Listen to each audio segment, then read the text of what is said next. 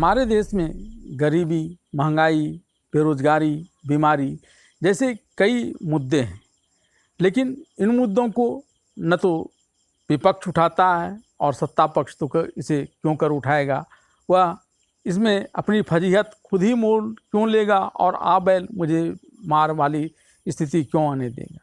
लेकिन विपक्ष भी ऐसे मुद्दों को अक्सर नहीं उठाता है, वह भी दूसरे ही मुद्दों पर जिसका जन सरोकार से कुछ लेना देना नहीं होता है उसे ही उठाते रहता है। मसलन अभी जो मुद्दा हमारे देश में पूरी तरह से गरमाया हुआ है वह है संसद के नए भवन के उद्घाटन का मुद्दा। यहाँ इसे राष्ट्रपति इसका उद्घाटन करे या फिर प्रधानमंत्री या फिर जो लोकसभा के अध्यक्ष हैं हुए, इनको लेकर के यहाँ पर बहस छिड़ी हुई है और सत्ता पक्ष और विपक्ष इसी में उलझा हुआ है, लोगों को भी इसी में उलझाए हुए रख रहा है। बात जहाँ विपक्ष की है तो विपक्ष ने कल जो वहाँ संसद भवन का उद्घाटन होना है उसमें से Congress, Samajwadi party, Jharkhand Mukti Morcha, JDU, TMC जैसे कई लगभग 20 राजनीतिक दलों ने उसके बहिष्कार की घोषणा कर रखी है। हालांकि दूसरी तरफ सत्ता पक्ष जिन्हें इस पर कोई आपत्ति नहीं है कि प्रधानमंत्री वहाँ शिलान्यास उद्घाटन करें इस नए पार्लियामेंट बिल्डिंग का, वे उसमें सम्मिलित होंगे। अब सवाल यह उठता है कि दोनों में से किसे करना चाहिए या दोनों सभी को संयुक्त रूप से करना चाहिए।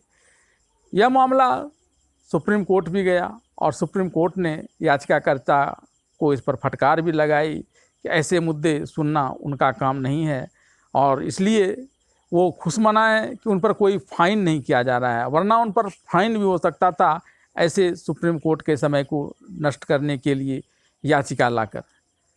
इसके बाद सवाल यह उठने लगा कि शायद ऐसे कोई कानून ही नहीं है भारत में, संविधान में भी ऐसी कोई चर्चा नहीं है कौन उद्घाटन करे कौन नहीं करे।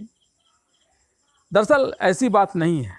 हमारे संविधान निर्माताओं को यह भली भांति मालूम था कि आने वाले समय में जो राजनेता होंगे वे अपने अपने दलों के राजनीतिक हित साधने के लिए किस हद तक जाएंगे और वे संविधान की किस प्रकार से अवहेलना करने का प्रयास करेंगे, और इसलिए हर कुछ संविधान में लिख दिया गया।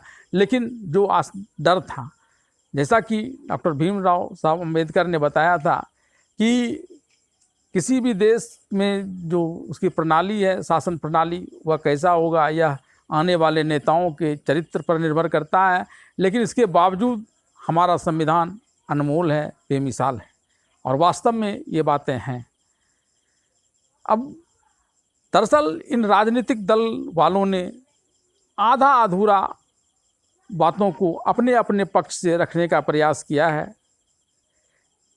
बात अगर कांग्रेस और उसके साथ जो प्रधानमंत्री के द्वारा इस नए संसद भवन के उद्घाटन का बहिष्कार करते हैं और राष्ट्रपति के द्वारा उसके उद्घाटन की बात करते हैं, उन्होंने सिर्फ अनुच्छेद 53A को ध्यान से देखा है और उसी को आधार बनाकर इस प्रकार की बातें कर रही हैं। क्योंकि 53A के अनुसार कार्यपालिका की सारी शक्तियां राष्ट्रपति में निहित होती हैं और इस प्रकार से वह संवैधानिक प्रमुख हैं और इस लिहाज से उन्हें ही इसका उद्घाटन करना चाहिए।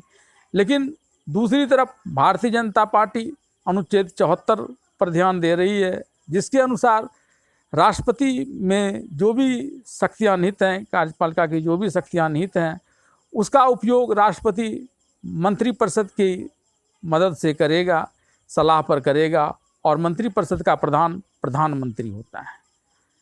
लेकिन इस दोनों को मिलाकर दोनों में से कोई नहीं देख रहा और इसलिए इस प्रकार की विसंगतियां आई हैं और ये चर्चा में यह विषय वस्तु बना हुआ है।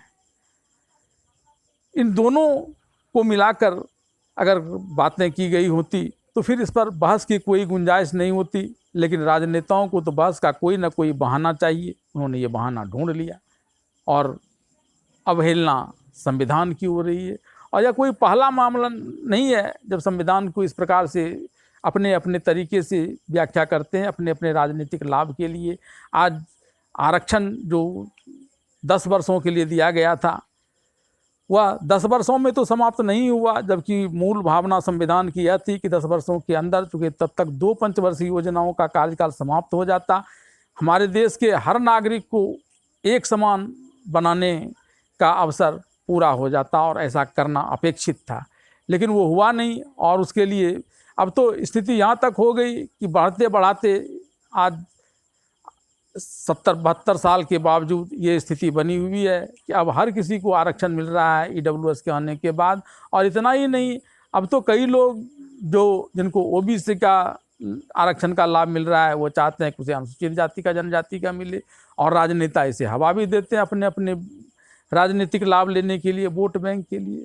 और उसी के तहत इस प्रकार की भी जो बातें अभी आ रही हैं नए पार्लियामेंट भवन के उद्घाटन को लेकर, वो भी इसी का एक परिणाम है। अब बात ये की जाती है कि इस दौरान क्या राष्ट्रपति की पूरी तरह से उपेक्षा हुई है, क्या राष्ट्रपति को कोई महत्व नहीं दिया जा रहा है। अगर कल के कार्यक्रमों की बात की जाए तो प्राप्त जानकारी के अनुसार इसमें जो लोकसभा के अध्यक्ष हैं वे इसके उद्घाटन के बाद अपना भाषण देंगे, प्रधानमंत्री भी भाषण दे सकते हैं, साथ ही साथ राष्ट्रपति और उपराष्ट्रपति दोनों के शुभ संदेश यहाँ पढ़े जाएंगे, इस बात की भी चर्चा हो रही है। साथ ही राज्यसभा की अवहेलना की बात जो आती है उसमें उपसभापति हरिवंश के यहाँ उपस्थित होने की संभावना है, और निमंत्रण तो हर एक राजनीतिक दल के लोगों को दिया गया है, विभिन्न राज्य के मुख्यमंत्रियों को दिया गया है, और जो पूर्व के स्पीकर्स रहे हैं, सभापति रहे हैं, उन सभी को आमंत्रित किया गया है। आना नहीं आना ये अलग बात है।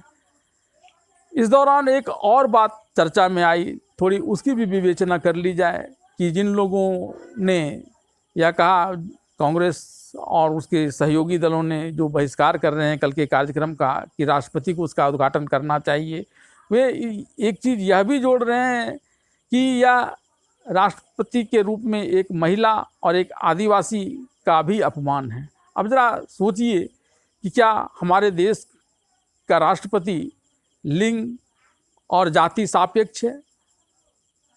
क्या जाति और लिंग देखकर राष्ट्रपति के क्रियाकलाप तय होंगे?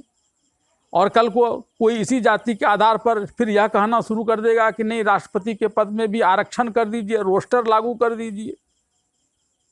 ये कितने बड़ी दुर्भाग्य की बात है जो इस प्रकार के पदधारियों के लिए इस प्रकार की ओछी बातें अपने अपने वोट बैंक को बढ़ाने के लिए ये राजनीतिक दल करते हैं। वरना जो राष्ट्रपति का जब चुनाव होता है तो राष्ट्रपति के सब चुने जाने से पूर्व ही अगर वो राष्ट्रपति किसी दल का सदस्य होता है तो उससे उन्हें इस्तीफा दे देना पड़ता है। यानी हर प्रकार की निरपेक्षता उसमें समाहित होती है।